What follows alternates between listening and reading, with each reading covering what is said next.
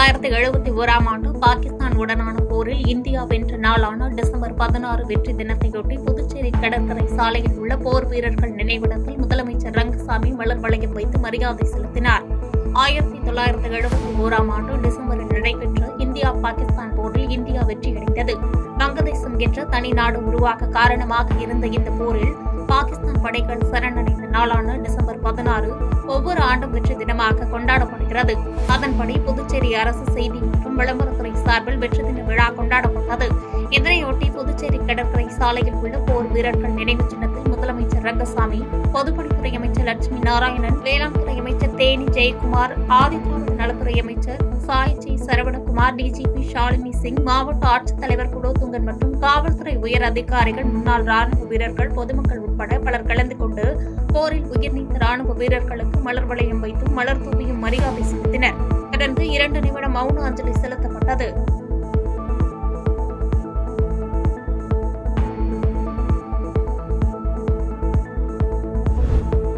புதுச்சேரி சங்கராபரணி ஆற்றில் அடித்து செல்லப்பட்டு மாயமான +1 மாணவனை தீயணைப்புத்துறையினர் படகு மூலம் தேடும் பணியில் தீவிரமாக ஈடுபட்டனர். சமீபத்தில் பெய்த மழை மற்றும் அணைகளில் இருந்து திறந்துவிடப்பட்ட நீர் காரணமாக புதுச்சேரியில் உள்ள ஆறுகளில் நீர் பெருக்கெடுத்து ஓடுகிறது. இந்நிலையில் செல்லிப்பட்டு பகுதியில் உள்ள சங்கராபரணி ஆற்றில் நேற்று மாலை கடுவாப்பேட்டை பகுதியைச் சேர்ந்த +1 படிக்கும் மாணவர் லியோ என்பவர் அவரது 2 நண்பர்களோடு குளிக்க சென்றுள்ளார். இதனிடையே மாணவர் லியோ வெள்ளப்பெருக்கில் சிக்கி அடித்து செல்லப்பட்டு மாயமாகியுள்ளார். இதனையடுத்து 2வது நாளாக திருக்கனூர் போலீசார் மற்றும் தீயணைப்புத் துறையினர் படகு மூலம் தீவிரமாக ஆற்றில் மூழ்கி மாயமான லியோவை தேடி வருகின்றனர். மேலும் ஆற்றில் குளிக்க சென்ற மாணவர் மாயமான சம்பவம் அப்பகுதியில் சோகத்தை ஏற்படுத்தியுள்ளது.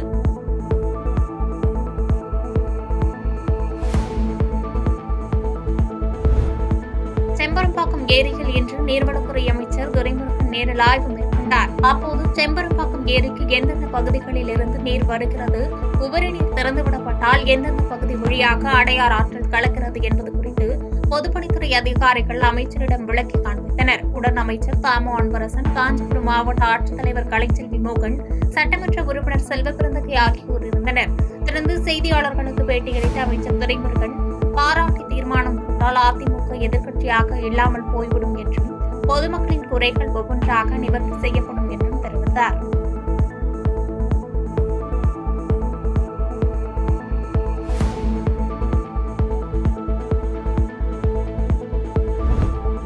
வேலூர் மாநகராட்சி தண்ணீர் லாரியில் சிக்கி பெண் தலைநசுங்கி சம்பவ இடத்திலேயே உயிரிழந்த சம்பவம் பரபரப்பை ஏற்படுத்தியுள்ளது. வேலூர் மாவட்டம் தோட்டப்பாளையம் வேலூர் காட்பாடி சாலையில் இருசக்கர வாகனத்தில் வந்து கொண்டிருந்த கனியம்பாடி பகுதியைச் சேர்ந்த அஸ்வினி தனது தம்பியுடன் இருசக்கர வாகனத்தில் காட்பாடியில் உள்ள தனியார் தொழிற்சாலைக்கு வேலைக்காக சென்று கொண்டிருந்தார். அப்போது சாலையில் நின்று கொண்டிருந்த லாரியின் மீது மோதாமல் இருப்பதற்காக இருசக்கர வாகனத்தில் பிரேக்கை பிடித்துள்ளார். அப்போது நிலை தடுமாறி கீழே விழுந்ததில் பின்னே வந்த வேலூர் மாநகராட்சி தண்ணீர் லாரி அஸ்வினி தலைமீது ஏறி தலைநசுங்கி சம்பவ இடத்திலேயே அவர் உயிரிழந்தார். இந்த சம்பவம் குறித்து வேலூர் வடக்கு காவல்துறையினர் வழக்கு பதிவு செய்து விசாரணை மேற்கொண்டு வருகின்றனர். அஸ்வினியும் அவரது சகோதரரும் இருசக்கர வாகனத்தில் செல்லும் பொழுது அவரது சகோதரர் தலைக்கவசம் அணிந்திருந்த நிலையில் அவர் நூலிழையில் உயிர் தப்பினார். பின்னால் அமர்ந்திருந்த தலைக்கவசம் அணியாத அஸ்வினி மீது மாநகராட்சி தண்ணீர் லாரி ஏறி தலை நசுங்கி துடிதுடித்து உயிரிழக்கும் சிசிடிவி காட்சிகள் தற்பொழுது வெளியாகி பரபரப்பை ஏற்படுத்தியுள்ளது.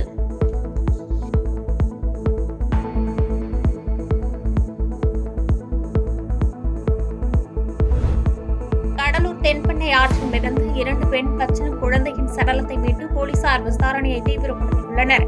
கடலூர் மாவட்ட ஆட்சியர் அலுவலகம் எதிரே செல்லக்கூடிய தென்பெண்ணை ஆற்றின் கரையோரம் ஒரு பச்சிளம் குழந்தையின் சடலம் மிதந்துள்ளது.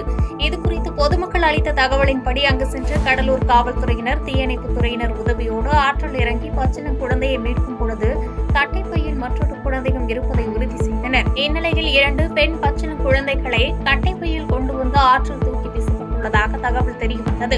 உடலை கைப்பற்றிய போலீசார் கடலூர் மாவட்ட அரசு தலைமை மருத்துவமனைக்கு பிரேத பரிசோதனைக்கு கொண்டு சென்றனர். மேலும் இச்சம்பவம் தொடர்பாக கடலூர் போலீசார் தீவிர விசாரணை மேற்கொண்டு வருகின்றனர்.